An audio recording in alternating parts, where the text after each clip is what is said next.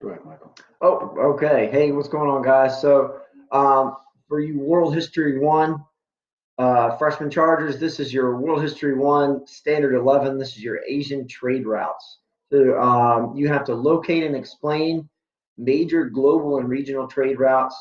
You have to explain technological advances and transfers. So, all sorts of things that are going to be traveling along those trade routes, coming out of the east, headed west, and changing Western societies. So, network of economic interdependence. So, they're going to be trading and lots of cultural interaction. They're going to be sharing ideas, religion, works of art. All right, you have to explain the impact of Shinto and Buddhist traditions and the influence of Chinese culture on the region, and evaluate the impact of the Mongol Empire throughout Asia. That's a big impact, isn't it? There is. 10,000 mile, the largest contiguous land empire in world history, the Mongol Empire. Interesting stuff. All right, let's get started. Okay, as we go into this, remember a lot of this we've already covered. We covered the Silk Road when we talked about early China. The Silk Road is a route that connects China to Europe. And along that route, they traded goods like, Mike. Like two of the biggest ones, I would say paper hmm and gunpowder. Well, they haven't quite got gunpowder, but they did trade silk. Silk, lots of silk. Lots of silk on the Silk Roads. And what this was a trade route that connected Asia to Europe.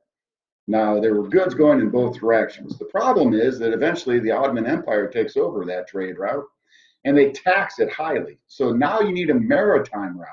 Maritime means by sea. So they would go by boat. And as you'll see in one of the maps below, when we get to it, you'll see that they go through the Red Sea. They come up through the Mediterranean, the Europeans do. They come up through the Mediterranean, they go down the Nile for a bit, and then they do a portage of goods. They portage the goods from the Nile to the Red Sea, and then they take the Red Sea down to not the Adriatic, but down to the Arabian Sea and into the Indian Ocean and into Asia. The Trans-Sahara route, which we talked about last PowerPoint. That's right. Why were people crossing the desert for, Michael? Money. Money. You guys know some of those camel trains had 25,000 camels in one train. That's a lot of camels. That's a lot of camels. That's a lot of camels. And they were going, of course, to get salt and gold. Gold. Everyone likes gold, right? Then you got your Northern European links to the Black Sea. This is talking about your Vikings. We talked about this. The Vikings were trading with the Byzantine Empire. They would go from the Baltic Sea down to the Dnieper River and take the Dnieper River all the way down to the Black Sea, and then they'd come and trade in Constantinople. And the Vikings mainly were trading furs. They had furs up in Scandinavia, where they're from, and they would take those down and they would trade them in Constantinople.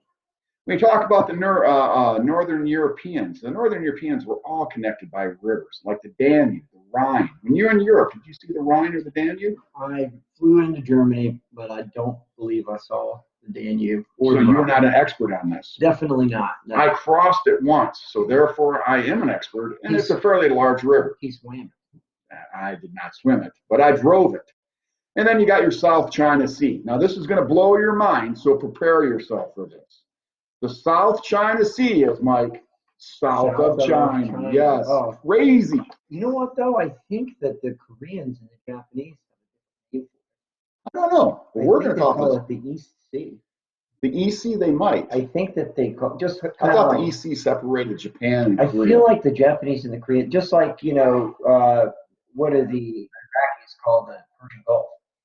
Their Gulf? Yeah, they don't call it the Persian Gulf. Yeah, I think it's one of those. Anyway, I digress. So the South China Sea, find China and head the direction south, and you'll run smack dab in the South China Sea. When you're talking about Southeast Asia is close to my family because all my family served in Vietnam. So Vietnam, Laos, and Cambodia, that is Southeast Asia.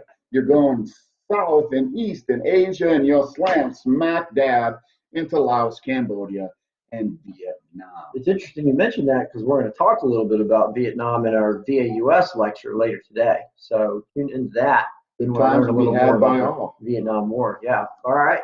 Let's move on. Now, this is the Silk Road. Now, notice it's not singular, it's plural. Silk Roads. There's more than one. But they all lead from China to Europe. All right? So they're bringing in spices, textiles. They're bringing in paper. It is the superhighway of the early part of the history here. Are they only bringing goods? No, they're bringing party toys. Whoop, whoop. What else are they bringing, Mr. Pierce? Ideas? Oh, well, you have cultural diffusion going along the way as well. Oh, yeah, cultural diffusion. Like religion, right? Like works of art, all kinds of good stuff. Yeah. Yep. All right.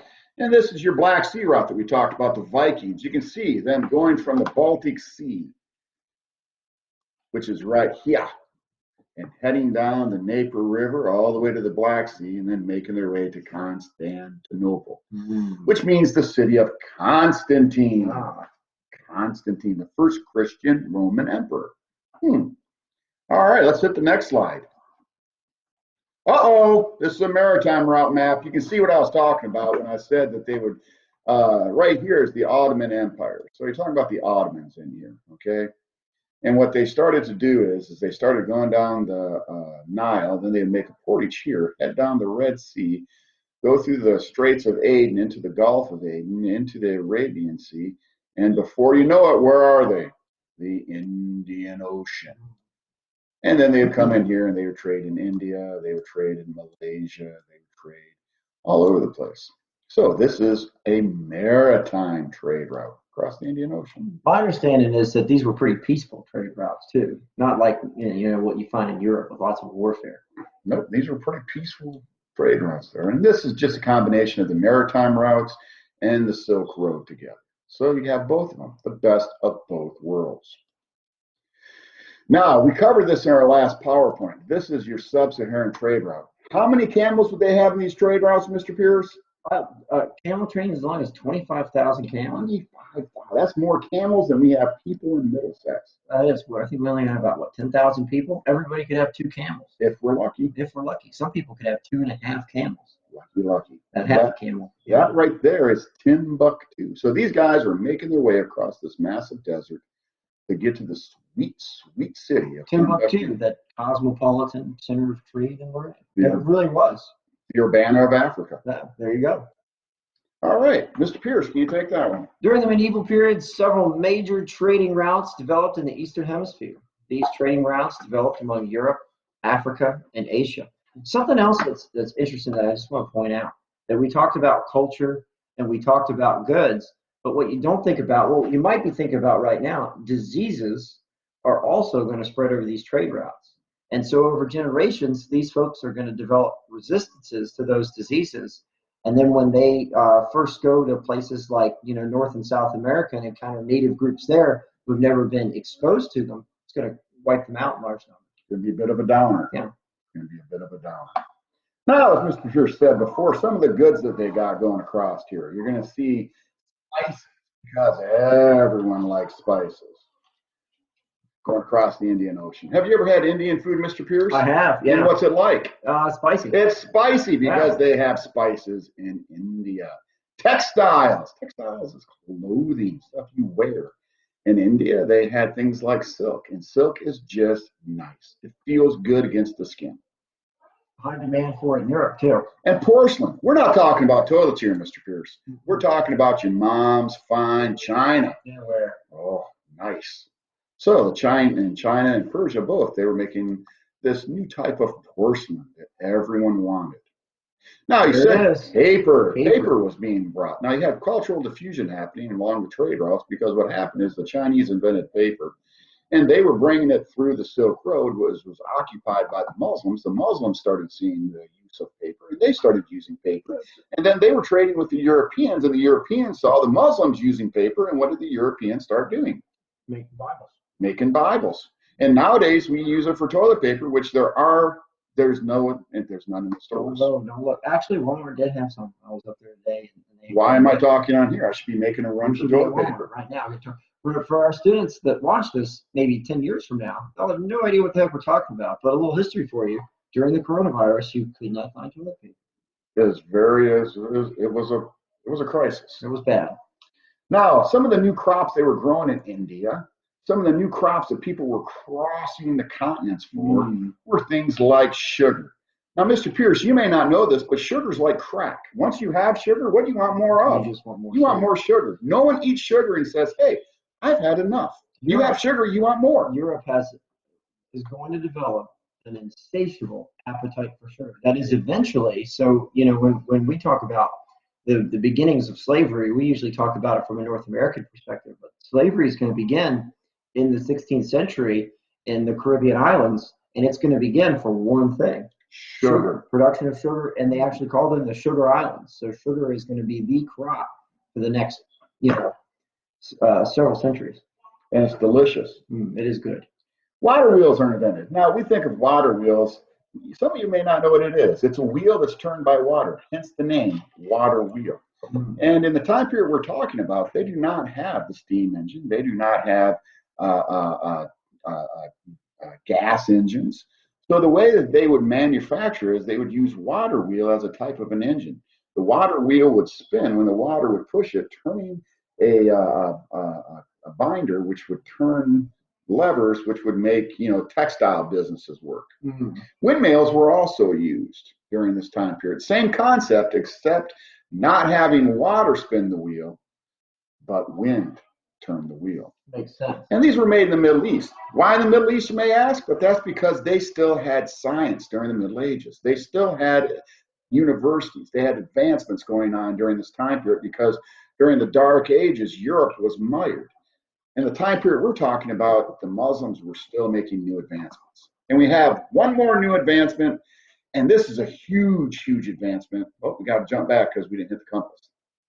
The compass. The compass is huge, and it was made in China.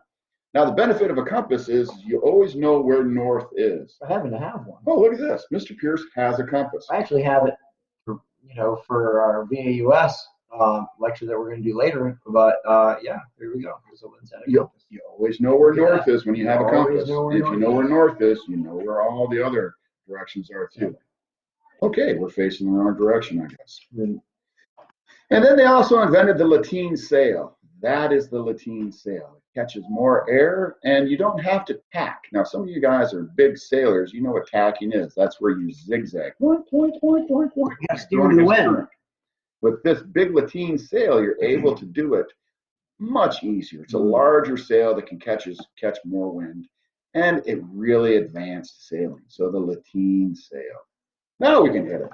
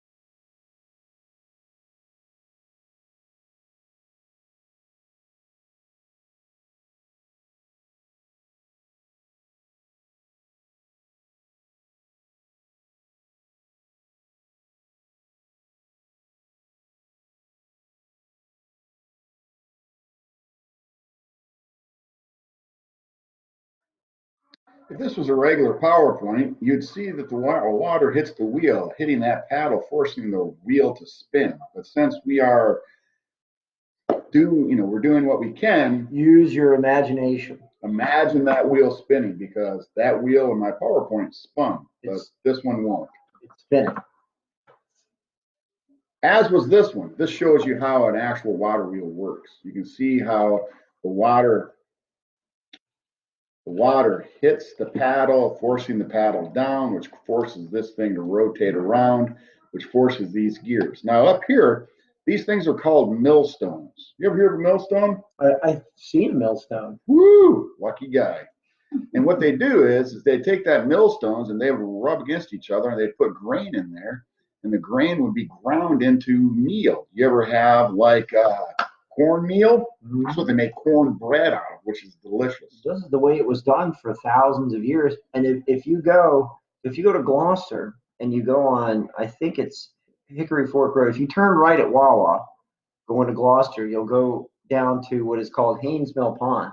If you park your car and you get out and you go down to the woods, the mill isn't there anymore, but the millstones from Haynes Mill are still down there on the ground because they weigh like 5 tons a piece. So they're basically like going to be there forever. But you can actually still see the iron plates on them where they were, from where they were made somewhere up north. Not up north. Yeah. Rust Belt. There you go. And what we did is you look around here, most of the ponds around here are mill ponds. They call them grist mills here. You got places like Haley's Mill, Burke's Mill. All the mill ponds around here actually used to have mills on them where they had water wheels, and these water wheels would turn, and that's what they would grind their grain on. Good times were had by all. Now, these are actually Islamic water wheels, and you can see they're much larger than what the water wheels here were used for, and they were actually using these as engines for textile, for they call them looms or plumes. Power looms. Looms. There you go. Power looms. And they would use these to turn those looms. Giant flying shuttle power looms. Good times were had. And this is an actual millstone here, and this is where you put your grain in here. You can see the bar right there.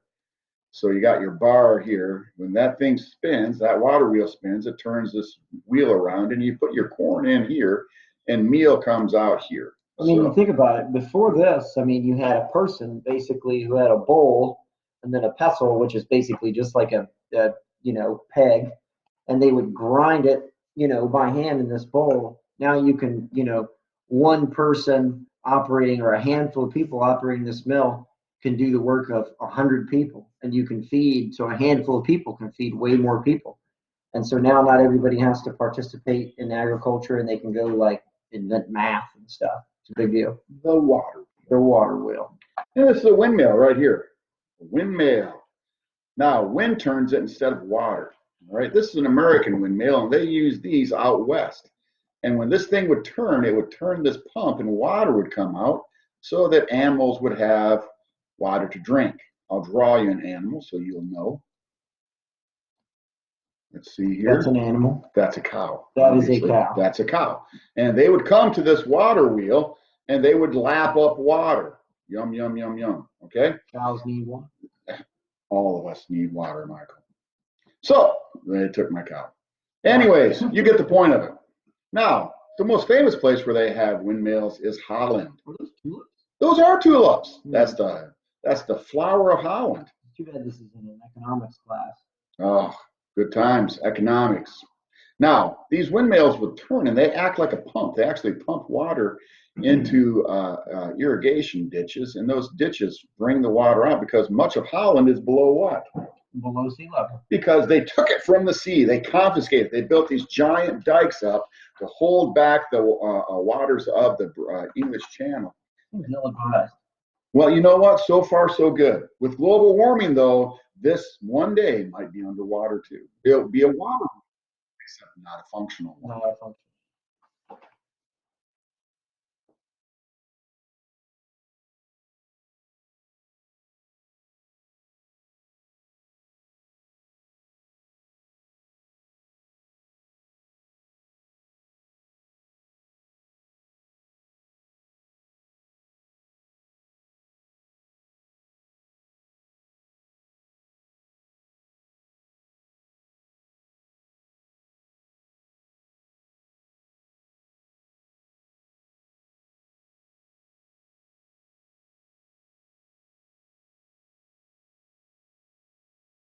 The presentation.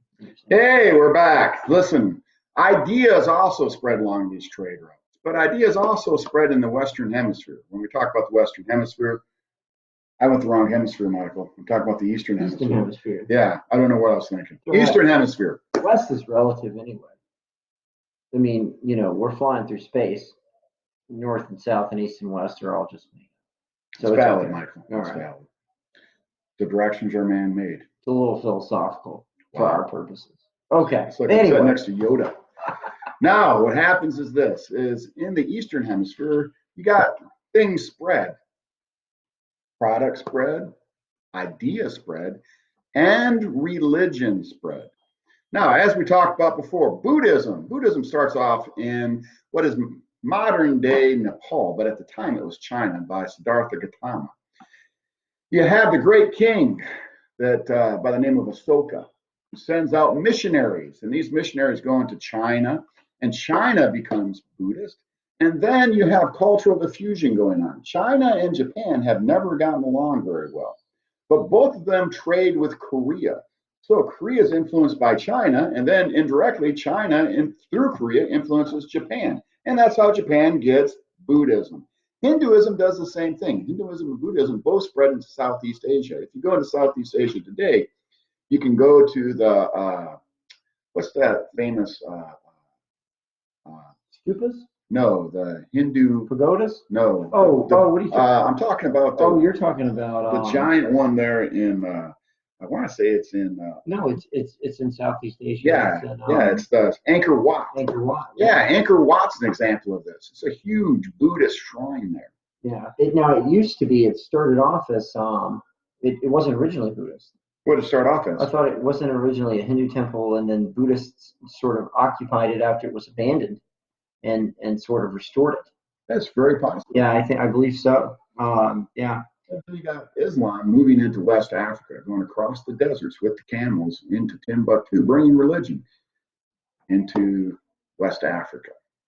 The printing and paper money from China. Since China was the first to have paper, it makes sense that they would also be the first ones to have paper money. Thank you very much. Dollars. And cents, dollars and cents. Michael, go ahead. Regional trade networks and long-distance trade routes in Asia aided the diffusion and exchange of technology and culture. All right, next slide. All right, let's take a look. Let's talk a little bit about architecture. That building there is a pagoda.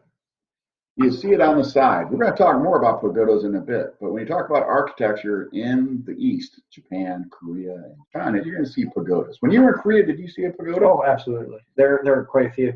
And Buddhism has a strong influence there for sure. Something really interesting to point out here. And I know this looks different than architecture you're used to seeing, say, like on a Baptist church in the West. But if you look at a Gothic cathedral, if you look at this pagoda here, if you look at a Baptist church, what do they all tend to do when you look at them? Draw your eyes upward. Right. So the architecture is ascending, okay, and that's not by accident. It's kind of interesting. Nice, Michael. Now, if you look at this blows kids' mind. This word right here, archipelago. Archipelago. No, an archipelago is actually just a big word for a simple concept. Lots of islands. Lots of islands. Every time you guys go to the Outer Banks, when you go to the OB, if you will, when you go to the, I don't go there. OB, I believe, is an obstetrician. When you go to the OBX, you go to the Outer Banks. You have islands like Ocracoke, you have Hatteras, and you have Nag's Head, and I believe you also have the island of first settlement, lost colony of Roanoke. Yeah. Roanoke colonies there. Yeah. So you have all those islands. So it's a group of islands. So when you see archipelago, think of a group of islands. The Japanese archipelago, 6,800 islands. 6,800 islands. And that's smaller than the Philippine archipelago, which is 7,100 islands. Those are big archipelagos. I'm sure those are just the two I know off the top of my head. But Sweden has an archipelago. That's lots of islands. Lots of islands. All right. And when you talk about the Sea of Japan, Japan has always felt like they were protected by the sea because Japan, as we learned from the one up above, Japan is protected, from the rest of Europe, from Asia, by water. Now, Japan has always felt protected by this because there's a famous Chinese ruler by the name of Kublai Khan who was going to attack Japan, and he put his forces in ships. And whenever you put your forces in ships back then, you're taking a chance of losing said forces. And a wind blew in. You know what the name of that wind was? Kamikaze. That is going to become relevant later on in World War II. That's right. Yeah. But kamikaze means divine wind because the Japanese always felt protected because of that divine wind. Later on, in like the Battle of Okinawa, the Japanese used suicide pilots, and they were called kamikaze pilots, divine wind. and they used them to great effect. I believe they sunk 36 ships, aircraft carriers, even with kamikaze attacks. All right. Now, you also have proximity happening between China and Korea. You can tell by the writing. Now, Chinese writing and Japanese writing looks a little bit different, but both of them are similar to Korea because Korea was influenced by both of these two civilizations. The architecture is quite similar with the pagodas, and Buddhism, the religion of. Now, this is a pagoda. Some people think a pagoda looks like, I don't know, a pineapple. I always think it looks like a pine cone. If you ever hit a lawnmower, hit a pine cone with a lawnmower, which I do because I don't like picking up pine cones, it's just extra work. Yeah. So I cut these bad boys up. I have a yard full of pine cones just like this guy. But if you look at it, it's kind of got the same design as this pagoda, this religious building that you would find in Asia. Shinto. Shinto is the main religion in Japan. You're not going to find Shintoism in any other places. It's like Zoroastrianism. Zoroastrianism is unique to Persia. Shintoism is unique to Japan. Now, what happens with Shintoism is this. It's the ethnic religion to Japan, but it has an importance on natural features. Natural features play a major part in Japan because when you look at Japan, it's located on a volatile part of the earth. It's called the Ring of Fire. Just like Johnny Cash. Like Johnny Cash. I fell into a burning ring of fire. I think he was talking about.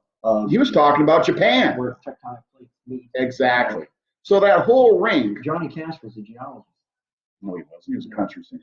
You made that up. I did. Anyways, what happens is you get these plate tectonics at work. So you're going to have a lot of earthquakes. Well, when you have earthquakes, what's the ocean going to do? You're going to have tsunamis coming in and washing things away. It happened a few years ago. That's a right. tsunami hit Japan and washed away a nuclear power Pretty plant. big one, yeah. Fukushima. They have volcanoes there. It's very volatile. It's a very volatile place to live. Well, if it's a very volatile place to live, then you're going to worry about natural forces. Your religion's going to deal with natural forces. You're going to hope that there's some way you can control them. And that's what they thought Shintoism did. They also believed in ancestral worship. Now, we talked about ancestral worship before. You remember Mulan, where she went to her little shrine and prayed to her ancestors to be her mediator to the gods. Well, that's what your ancestors are. They're your mediators. So they also believe in ancestral worship. Eventually, it becomes the state religion of Japan. And in this, they have emperor worship, where they consider their emperor to be a god. The most famous of these emperors is Hirohito during World War II. And so they look at their emperor as a deity, and that's why when we get into World War II and we talk about fighting in the Pacific, there's a willingness to die in service to the emperor. And so you look at Iwo Jima, 21,000 defenders on Iwo Jima, all but 200 of those defenders died in battle because they were so devoted to their emperor because they looked at him as a deity. Now, interesting. It also coexists with Buddhism because with Buddhism, Buddhism isn't social. It doesn't focus so much on being a god. Buddhism is to reach self-awareness. You try to reach Zen, self-awareness. So it can coexist very well with other religions, which it does do with Shintoism. So Buddhism and Shintoism are both major religions in Japan. And that's just Shintoism, which means the sacred way. And if you want to read that, it's the native religion of Japan. There you go. Go ahead. You guys can read that.